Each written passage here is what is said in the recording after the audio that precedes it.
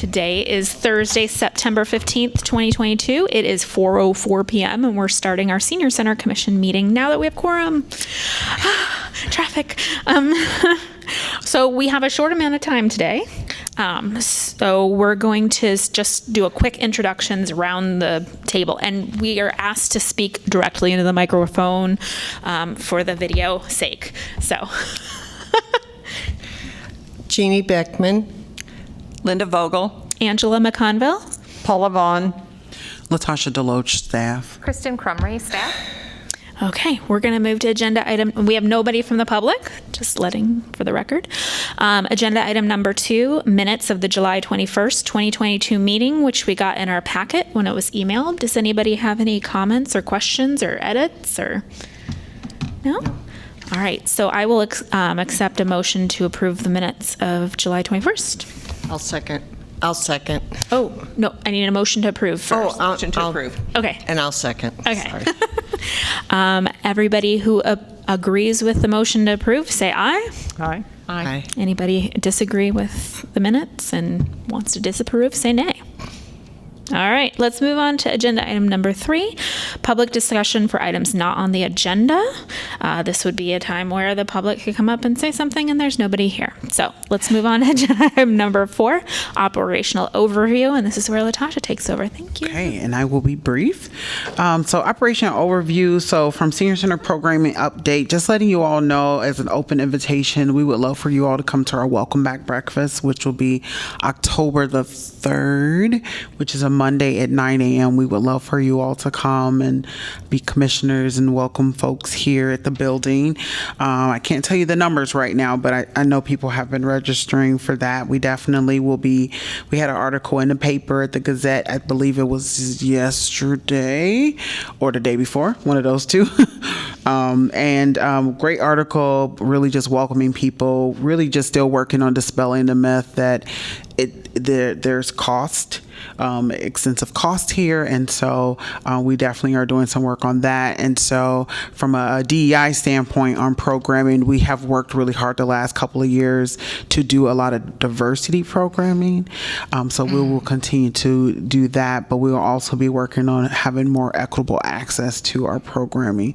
So we'll be specifically looking more at the cost of programs. So we've talked about this in the past, but I really want to work on that in our next couple of program guides and making sure that we have funding available for folks who wouldn't otherwise be able to take certain classes due to cost. And so we'll have to come up with a plan on how to implement that, but from an equitable standpoint, making sure that folks have access. So things are going really well. Our food pantry, it's a buzz, and our welcome back garden is still bringing in really lovely tomatoes and cucumbers and different things. I don't know if we got any this week. Do you know? There has been some garden stuff. Yeah, so some garden things have come in, and some other folks who have had gardens have brought in some really beautiful vegetation. And people have been able to take those along, and it's been some really good stuff. So that's going well. Other programs going well. Lots of people are coming back. This is September. It's Senior Center Month, National Senior Center Month. So we're doing a membership drive, and so we have been getting quite a few people who are new folks who are signing up. So we're really excited about that, and looking forward to those folks coming back. So some of our bigger programs or in-house agency big programs like our band, etc., are folks that are back here in the building. And so our choir's back. I heard them rehearsing today. I believe that was them. And so our Voices of Experience, if there's anyone in the public that's interested in coming to sing with them, please reach out to us, and we'll connect you with the information for that. So that's going well. Any questions about other programming? Is the choir open to all ages? Is it intergenerational? I think it is. It's a member thing. There's some cost to it, and I think it's 50 and up.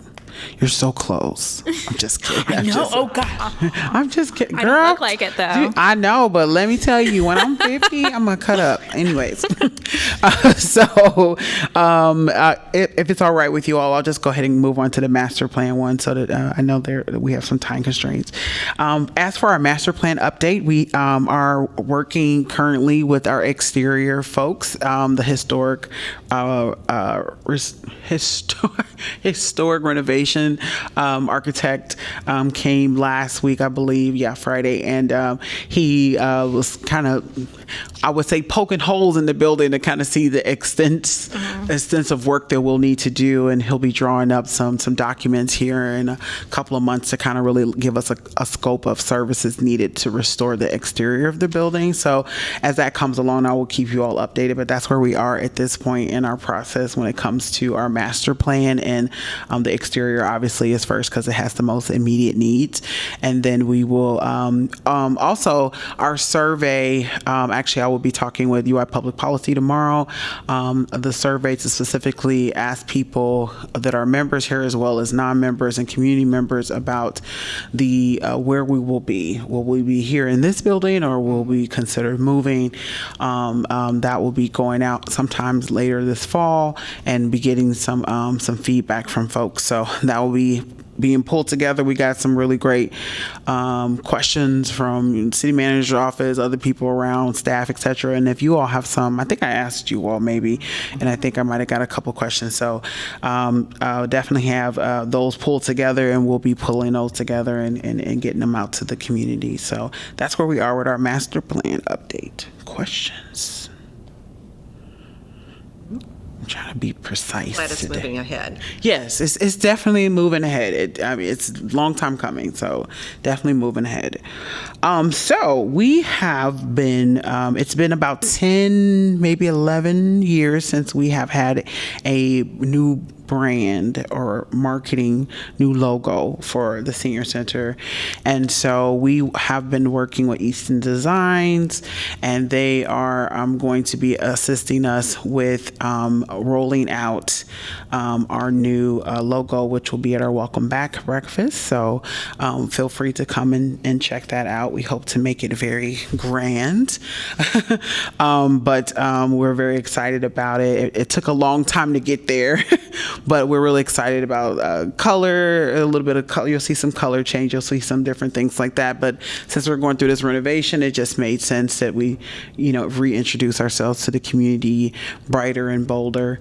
And so we're looking forward to that. So that will be happening really soon, but we have a great marketing plan, and we'll be pushing things out. And I hope in the future, after we get some things settled with our social media, et cetera, that we can potentially go back to doing a commercial, because it was very popular when we had a commercial last time. So we hope to go back to get in a commercial, but had to put that on pause because we were changing some things around here. So that's all that I have on my 3 points. If people have questions, let me know. I mean, regarding like diversity outreach and being more welcoming, you're sending Emily to our Neighbors and Flavors event on Sunday at 1 o'clock at Ranshaw House. Everybody's invited. There's going to be free samples of food from various caterers in our area and music. Woo! Lots of music. And so we're hoping Yes. to get people out and to enjoy North Liberty. And I know with North Liberty, there was some funding maybe to defray costs for some of the memberships left over from last year. So we're going to try to rally that Yeah, too. so that's been part of our kind of inclusion equity work is, for folks who do not live within Iowa City, they have a different cost for membership. So we were able to get funding through the city of North Liberty. So that's decreased the cost of North Liberty residents to be able. But the other thing I always tell people, if you have a financial situation and, we're not going to get in your business. We're not about to be like, I need you to pull out your W-2 form. We're not asking for all that. If you seriously just know you can't do it, then our cost is only $10. And I also have like a special fund in my heart where if people just don't have it, then please be a member. kind of thing. So we don't want costs to be something that prohibits people from feeling like they can be a part of the senior center. So, and there's tons of things. There are tons of people who come here every day who are not on our roll as a member, but they're still participating in a lot of the different things, because a majority of our programs are free of cost. So when we talk about equity and being more welcoming, a lot of the times it's like removing barriers. That is exactly, technological barriers, transportation barriers. Like we've talked about many times in the transit community, what if we just make it free? Will then it be more inclusive? It will take some of the guesswork out about transferring and, moving around the city and make it more equitable. Have you ever thought of just going to make this free? Is the payback to collect all the dues enough to cover the cost of a person so you can't absorb that at all? I mean, I think if we ever get to the point where we have some additional funding, right now the senior center is pretty much, I would say about 70-80% of our budget is coming out of the city of Iowa City, hence the price difference from one town to the next. What will need to happen for that is for us to find a way to absorb some of our operation costs. A lot of our costs is coming from staff, right? We want to pay our staff so that, because that's important. Livable wage. Right, so that they can stay and we can maintain services. And then when it comes into like our programming costs and different things like that, that's where that revenue from membership really does help us. And when we're saying revenue from membership, if I'm able to find a really good grant that we think that we can get consistently, we're looking at about $60,000 to maybe $70,000 a year that we get from membership. So it's a drop in the bucket from a much larger standpoint, but it's not a small amount either. And I know in the past we've been hoping that the Board of Supervisors would kick in more, because this is the Johnson County Iowa City Senior Center, and Iowa City does most of the coverage of all the funding. But if maybe that would be an area where we could maybe encourage. I know we've tried already in the past with some of our presentations, but and it's a bigger dip. Yeah, it's a different setup than when the senior center was originally created. That was set up where there was that shared cost, but at some point, it's a grant now, so it's not that it's. Technically, the name of the senior center literally is just called the senior center legally. Yeah. So I think that the Iowa City Johnson County piece came in as a way to help people to feel more included, and not just. But Iowa it's City. not. Yeah, but it's not technically the name of it legally. I actually researched this. The name of the senior center legally is Senior Center. Like. On paper, I looked at some documents from the 70s, and so because I was like, "What is the name of this?" Yeah, exactly. Then we went to the center. But it really is. This is an Iowa City and surrounding areas senior center. We're one of the only senior centers in the state of Iowa. Honestly, there are some, but they're kind of embedded in other things, and we're the only one that there's one in the Des Moines area.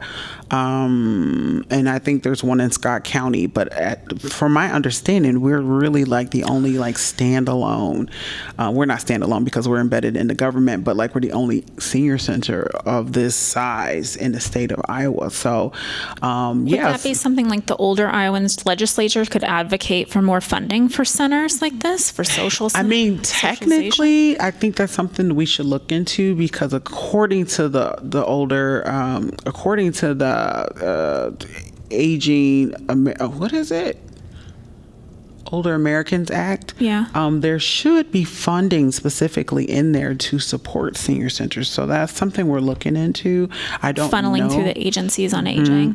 Because it comes to the state and then it gets funneled out through the region. So I guess that's a conversation that needs to be had. Well, because if we can find that $60,000, then why wouldn't we?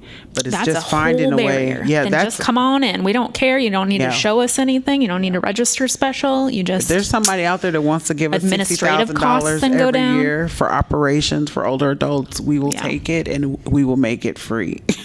But That'd be I think that is one of those things that, we do have some financial goals from a revenue side that we're required to achieve to maintain our operations Yeah. here. So I have one question.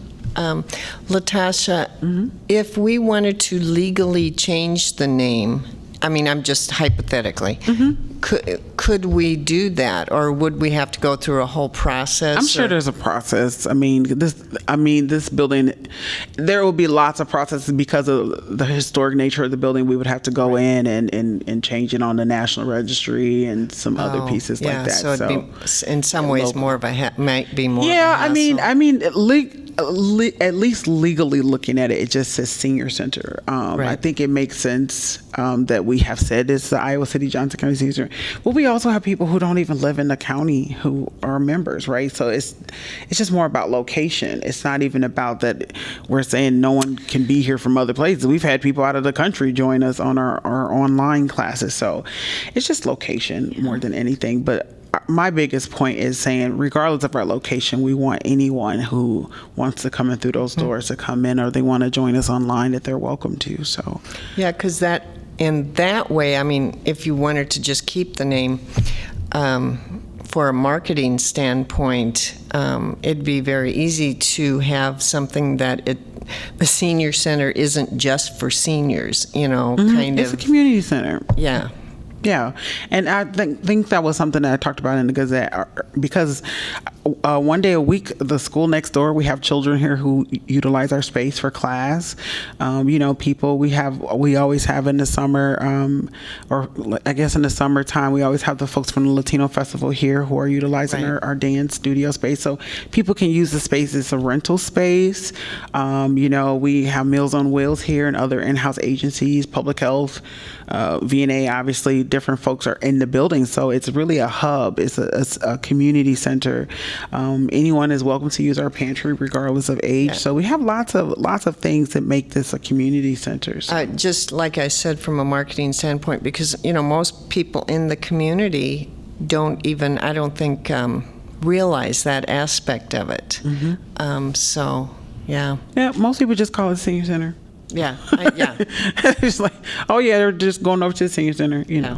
and that's fine. And I think that actually simplifies things for us, because it's really hard from a marketing standpoint to say, this is the Iowa City Johnson County. It's like from like our logo has been in tiny print, like 0.2 font or something, Yeah. to get all of that on one line. So we definitely have worked with our marketing folks, and they definitely have come up with some good solutions for us. So we're really excited to reveal that, and hopefully it simplifies things for us, and it makes it easier and clearer, because everybody's calling this place 29 different names. So we're going to pick one and run with it for, a couple years. And if we need to adjust, we can adjust. But it's with all positivity behind it, for sure. But also from a funding standpoint, I could see maybe not changing the name simply because if that would help with funding, just because of like It's what you possible. said.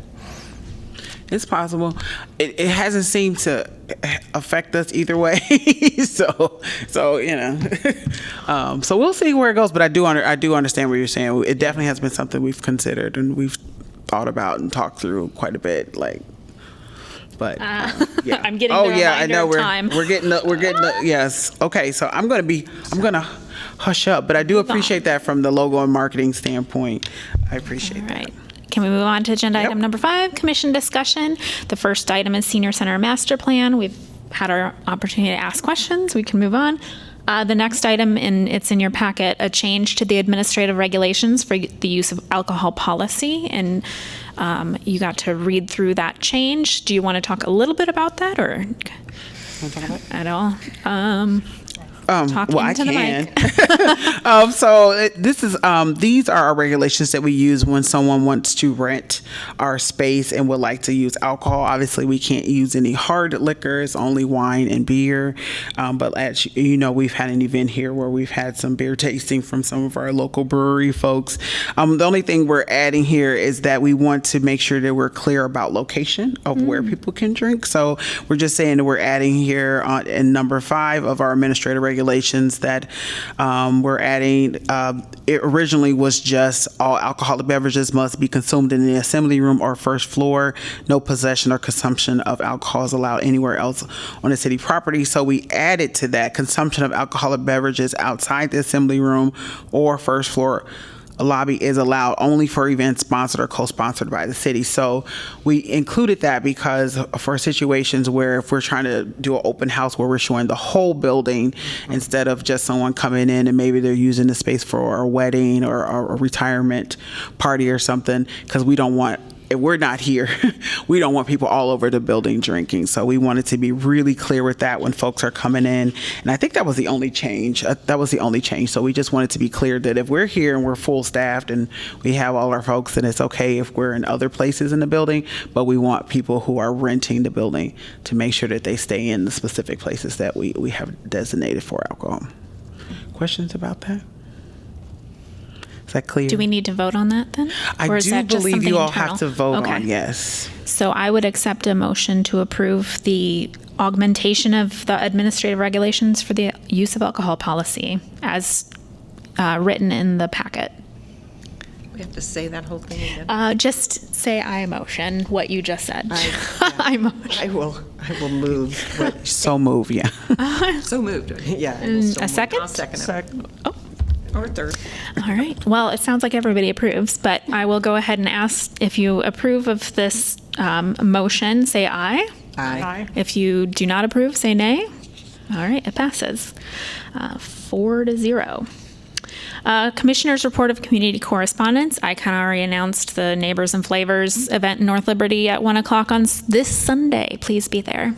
We want to welcome all kinds of everybody to North Liberty. You don't have to live in North Liberty. Come and see us. Anybody else? Oh, I had one thing I totally forgot. Oh, yeah, no, you're okay. The Iowa, you mentioned this earlier, the older Iowans legislature. Oh, yeah. That is Monday, September 26th, and it's online. Some people are going in person, Free. but it's also free. So if anyone is interested in it, we can get that sent out to you all. And you'll notice one of the priorities I listed was funding for centers and, group Yes. places like this to Be able to get gather. So Yeah, funding. So that is something I believe they've invited the governor and lieutenant governor and this year. not lieutenant governor, I'm sorry, Governor candidate Deidre DeGier, the director of Health and Human Services. If you all don't know this, that her name is Kelly Garcia. Public Health and Human Services are coming together. So they've done this merge. So they have been asked, as well as the director for the Department of Aging, Linda Miller, and the Iowa Long-Term Care Ombudsman Angela Van Pelt have also been asked to join us. So if you're interested in being a part of that conversation, I always find it very interesting, as well as I believe there is a national town hall, what's it called? Town hall on aging, but we can send that out if any people are interested in attending that, as well as online. So it's a national conversation, but when it is, I just know that it's coming up soon. So I think it's sometime next week. So, but I can send that out when I find that information for you all, so that you are aware of that. Anybody else? Something coming up?